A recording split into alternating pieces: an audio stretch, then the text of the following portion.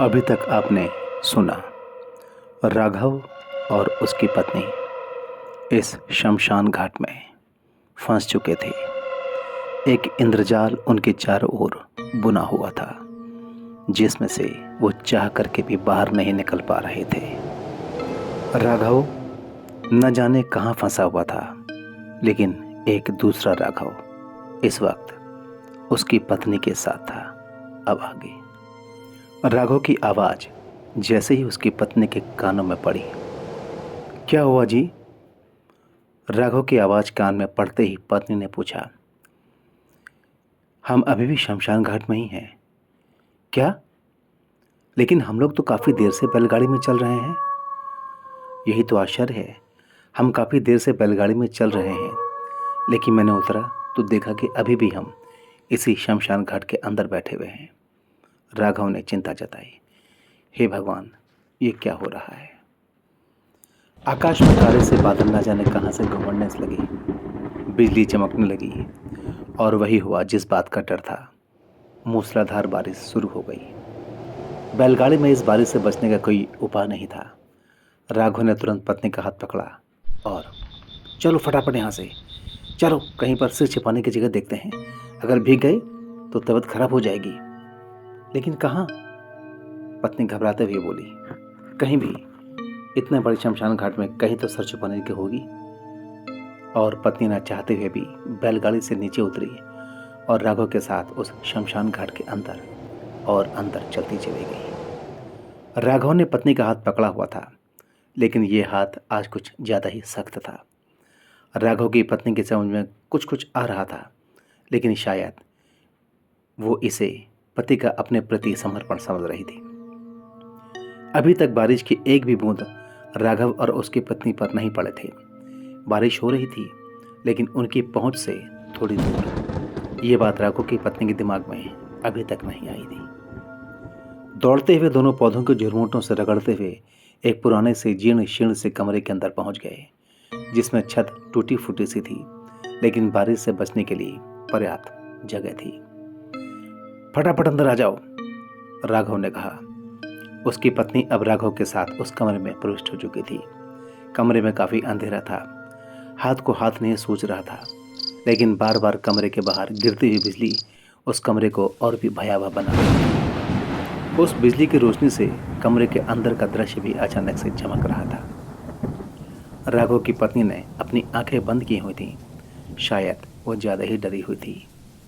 राघव के बार बार कहने पर डरते डरते उसने एक बार अपनी आंखें खोली और उसी समय एक तेज बिजली कमरे के बाहर गिरी, जिसकी रोशनी एक पल के पूरे कमरे में फैल गई और उसने जो कुछ देखा उसकी चीख निकल गई। अचानक उसे दिखाई दिया एक अघोरी, जिसके बड़े बड़े बाल धरती को छू रहे थे।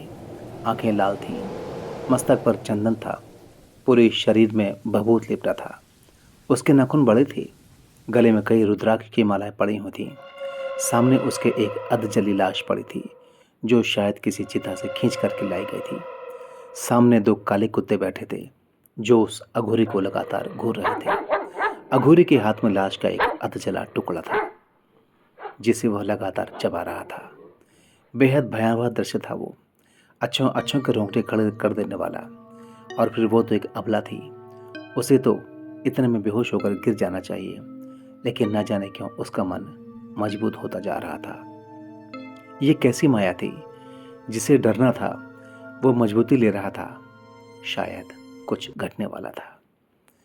अघोरी मांस जरूर चबा रहा था, लेकिन उसकी आंखें बंद थीं।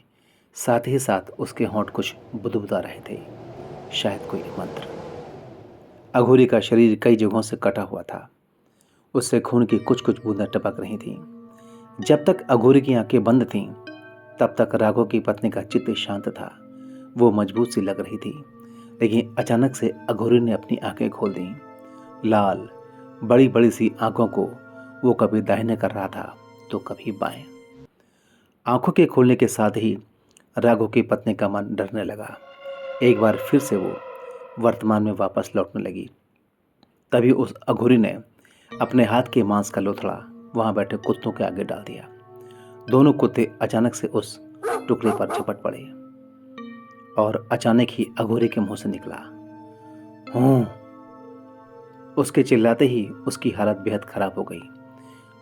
वो अचानक से पलटी इस उम्मीद से कि पीछे खड़े अपने पति राघव का सहारा लेगी, लेकिन ये क्या, उसका पति राघव अब उस कमरे में नहीं था।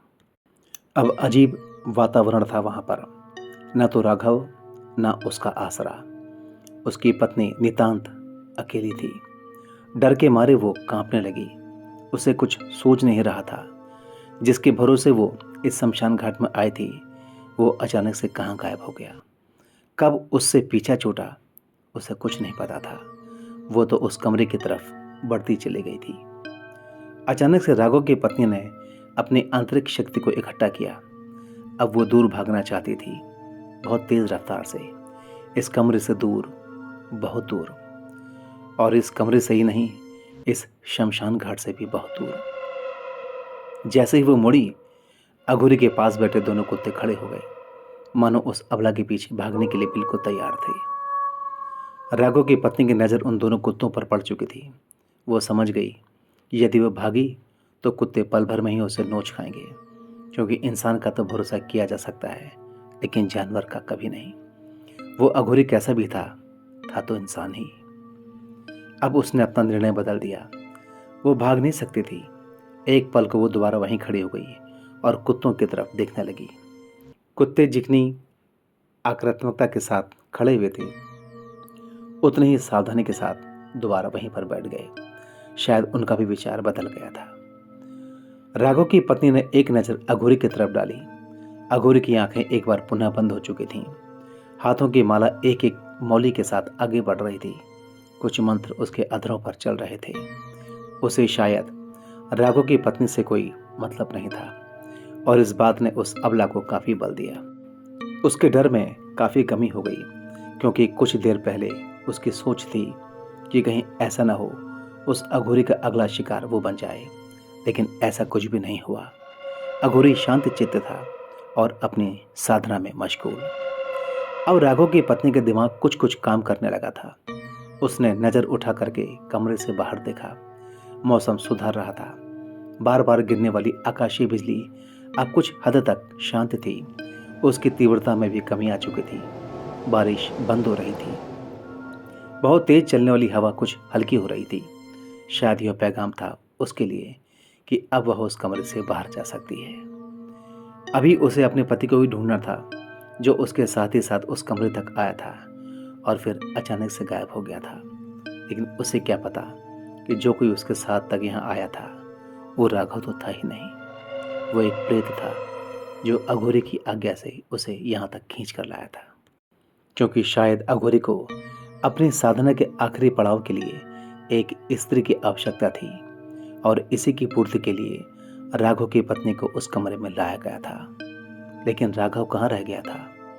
वो भी तो बैलगाड़ी से उतरकर सीधे शमशान में ही आया था। अब तो राघव की पत्नी घबरा गई। जिसके भरोसे यहाँ आई थी वो नदारद था। सामने एक ऐसा विभत्स दृश्य था जो उसके लिए असहनीय था।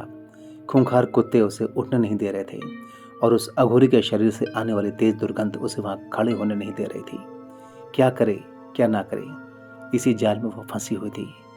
अभी वो इसी उहापोह में थी कि अचानक से अघोरी ने आंखें खोली। किस बात की चिंता है तुझे? उस अघोरी की कर्कश आवाज शमशान में गूंज उठी। शायद ये प्रश्न उसी के लिए था। आसपास कोई नहीं था। राघव की पत्नी समझ गई कि अघोरी उसी से ये बात पूछ रहा है। उसके मुंह से निकला, नहीं, कुछ भी नहीं। तो फिर घबरा क्यों रही है? जहां बैठी है चुपचाप बैठे रहे। तुझे मैंने यहां बुलाया है। कहते ही अघोरी ने अपनी आंखें दोबारा बंद कर ली। लेकिन मेरे पति कहाँ है? उसने पूछ लिया। वो जहां भी है सुरक्षित है, उसकी चिंता मत कर। अघोरी बोला। लेकिन कहाँ? मुझे उनकी चिंता हो रही है। राघव की पत्नी ने अपनी चिंता साझा की। वो जहां है सुरक्षित है, उसकी चिंता छोड़ और यहीं पर चुपचाप बैठे रहे। लेकिन क्यों? उसकी पत्नी ने प्रतिकार किया। क्योंकि आज मेरी सिद्धि का आखिरी दिन है और मुझे तेरी आवश्यकता है। अघोरी बोला। मेरी आवश्यकता? राघव की पत्नी हड़बड़ा कर बोली। मैं आपके लिए क्या कर सकती हूँ? मुझे तो इस विद्या का कुछ भी ज्ञान नहीं है। राघव की पत्नी ने मासूमियत से कहा, मुझे तुम्हारे ज्ञान से कुछ लेना देना नहीं। चुपचाप बैठे रहो, जो मैं कहूँगा वो करते रहना। बस एक बार मेरी सिद्धि सफल हो गई, उसके बाद मैं तुम दोनों को अपने घर जाने दूंगा, लेकिन तुम्हें कम से कम रात भर यहाँ बैठना होगा। राघव की चिंता तुम बिल्कुल मत करना, क्योंकि वो जहाँ है मेरे संरक्षण में है और सुरक्षित है। अघोरी ने राघव की पत्नी को विश्वास में लिया। लेकिन आप, उसने कुछ कहना चाहा, लेकिन कुछ मत कहो। मेरी साधना में अब खलल पड़ रहा है। कहीं ऐसा ना हो कि इसका गलत प्रभाव तुम दोनों पर पड़ जाए। ओम। ओमकार करते हुए साधक ने अपनी आंखें दोबारा बंद कर लीं। सामने बैठे दोनों कुत्ते टकटकी लगाए राघव की पत्नी को निहार रहे थे, मानो उसके चेहरे को पढ़ने की चेष्टा कर रहे थे। राघव की पत्नी का दिल बैठा जा रहा था और दिमाग भी काम नहीं कर रहा था। इसलिए उसने उस अघोरी की बात मानना ही उचित समझा, क्योंकि इसके अलावा उसके पास कोई और चारा था भी नहीं। अभी 12 बजे होंगे या उससे कुछ आसपास। अघोरी ने अपने हाथ उठाकर राघव की पत्नी को अपने पास बुलाने का इशारा किया। ये क्या भला है, वो सोचने लगी।